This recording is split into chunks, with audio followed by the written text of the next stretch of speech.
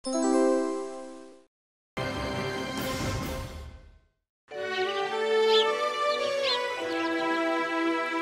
নয় করে কাপাসমাটি গ্রামে প্রায় 40 বছর ধরে ধোপার কাজ করছে সনাতন।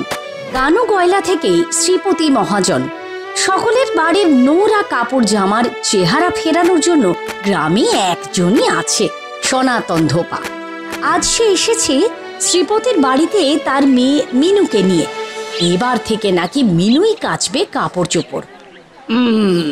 তুমি আর গলা শুকিও না তো দিদি, বলি তোমার কথা গায়ের সব থেকে বড় মহাজন।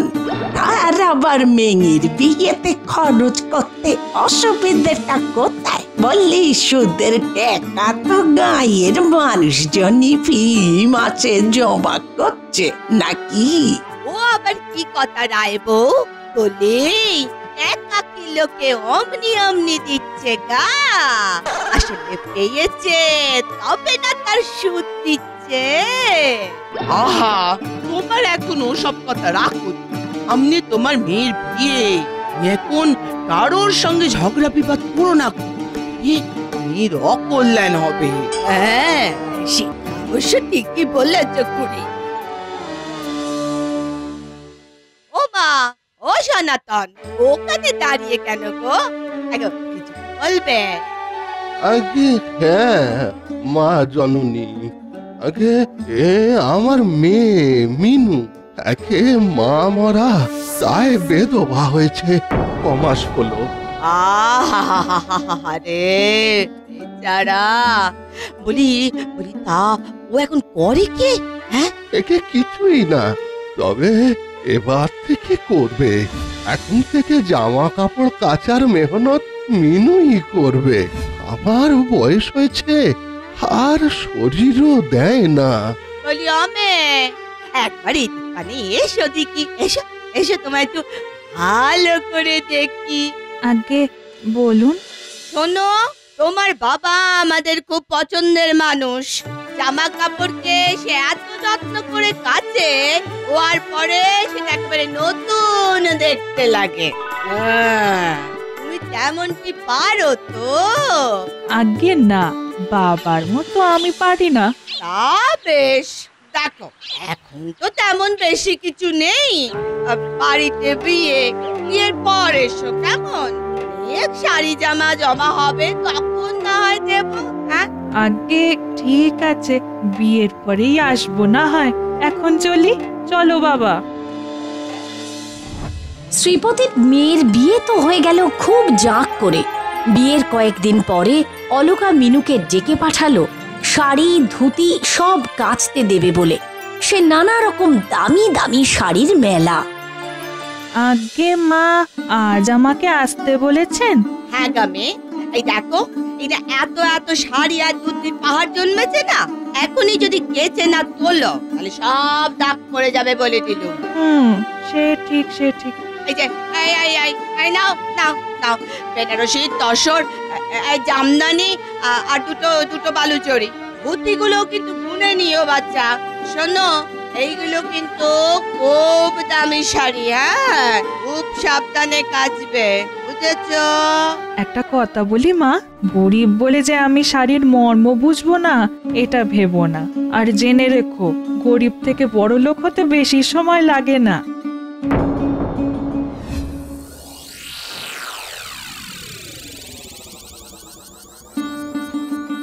যাক বাবা, বিয়েটা ভালোই ভালোই মিটে গেছে। এটাই শান্তি। এবার গয়নাগাটিগুলো সাবধানে সিন্ধুকে তুলে রাখি কেমন? হ্যাঁ হ্যাঁ, আমার জড়ো আর কানে দুলটা হ্যাঁ কোথায় গেল?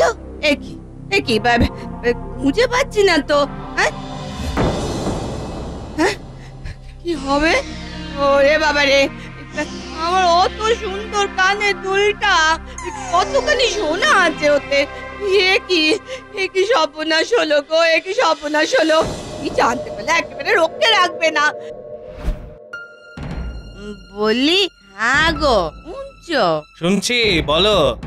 আমার জড়োয়ার সেটের ওই কানের দুলগুলো খুঁজে পাচ্ছি না। সোনার দুল হারিয়ে ফেললে? না না, মানে গতকাল অব্দি ছিল ছিল, আমার স্পষ্ট মনে আছে। আজ গোছাতে গিয়ে আর খুঁজে পাচ্ছি না। অন্য কোথাও রেখেছো, খুঁজে দেখো। হে বাবা গো, কি কাণ্ড! বাইরের লোক কে কে এসেছিল এই দুদিনে? লোকজন তো সব চলে গিয়েছে গো। হ্যাঁ, ও হ্যাঁ হ্যাঁ, মনে পড়েছে মনে পড়েছে, মিনু মিনু এসেছিল। এ মিনু?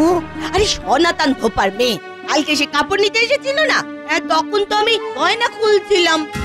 ও না, নিশ্চয়ই লোভে পড়ে চুরি করেছে। হে ভগবান! আহা, তা তুমি জানলে কি করে যে ওই মেয়েটি চুরি করেছে? এমনি এমনি কি কাউকে অপবাদ দেওয়া ঠিক? আমারন বলি, এমনি এমনি বলবো কেন? হ্যাঁ, প্রথম দিন থেকেই তো ও মেয়ের কথাবার্তা কেমন তেরা তেরা মতো। বলে কি না, গরিব থেকে বড় লোক হতে বেশি সময় লাগে না।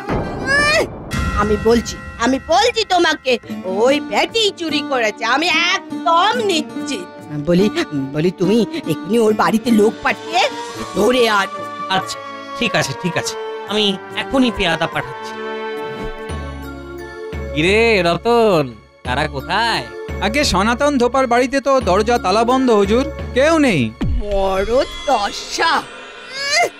আয় আয় আয় আয়, আমি তবে ঠিকই ধরেছি, চুলকানা চুরি করে বাপে দিতে পালিয়েছে। এখন ভ্যা ভ্যা করে কেঁদে কি হবে? চলো দেখি দারোগার কাছে নালিশ লিখিয়ে আসি। এরপর দারোগার কাছে গিয়ে সনাতন আর মিনুর নামে কড়া করে নালিশ লেখালো শ্রীপতি আর অলকা। দারোগাও সঙ্গে সঙ্গে চারিদিকে লোক পাঠিয়ে দিলেন ওদের ধরে আনতে। মন খারাপ নিয়ে ঘরে ফিরল দুজনে, কিন্তু তাদের জন্য একটা বিস্ময় অপেক্ষা করছিল।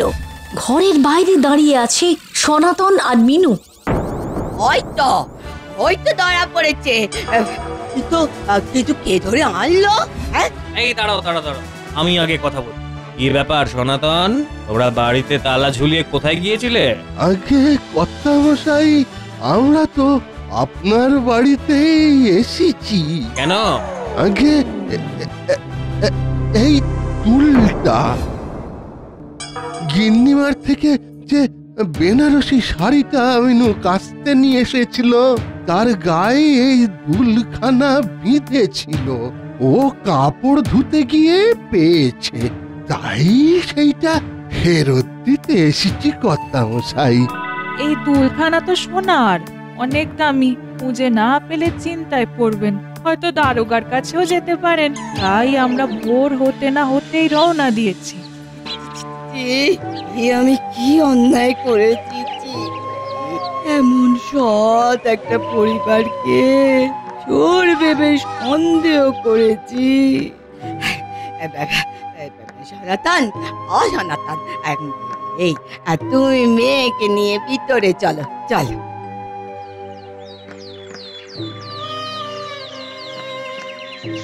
পেট ভরে খেয়ে নিও তোমরা। হ্যাঁ, কেমন? লজ্জা করো না, হ্যাঁ, লজ্জা করো না। আচ্ছা, একটা কথা বল দেখি মিনু, ফুলখানা ফেরত দিতে সঙ্গে পুরো বাপটা কেনেছো কেন? হ্যাঁ, তুই তো একলাটিও আসতে পারতে। হ্যাঁ, সে কথা তো আমিও বলেছিলাম গিন্নিমা। মেয়ে বলে কি, আমি গরিবের মেয়ে, কেউ যদি আমার কথা বিশ্বাস না করে, ভাবে যে আমি লোভে পড়ে চুরি করেছি, তারপর আবার ভয়ে ফেরত দিতে এসেছি। মানে ফুলখানা যে শাড়ির সাথে বিঁধেছিল, সেইটা প্রমাণ দেওয়ার জন্য আমাকে সাক্ষী মেনেছে আর কি। আমরা তাহলে যাই গিন্নিমা, কাপড় ধোয়া হয়ে গেলে মিনু এসে দিয়ে যাবে। মিনু মা, একটা একটা কথা বলার ছিল। বলুন না মা। আমি তোকে সত্যি সত্যি চোর ভেবেছিলাম, সেটা যে কত বড় পাপ তা এখন বুঝতে পারছি। গরিব বলে মানুষকে সন্দেহ করা যে কত বড় ভুল, তা আজ তোকে দেখে শিখলাম মা, তোকে দেখে শিখলাম। আয় তোরা তোরা আমাকে ক্ষমা করিস মা, ক্ষমা করিস। হ্যাঁ, আর বলি এই এই এই দুল জোড়া আমি তোকেই উপহার দিলাম, নিবি না? হ্যাঁ, তুই যে আজ থেকে আমার মেয়ের মতো হলি রে, মেয়ের মতো।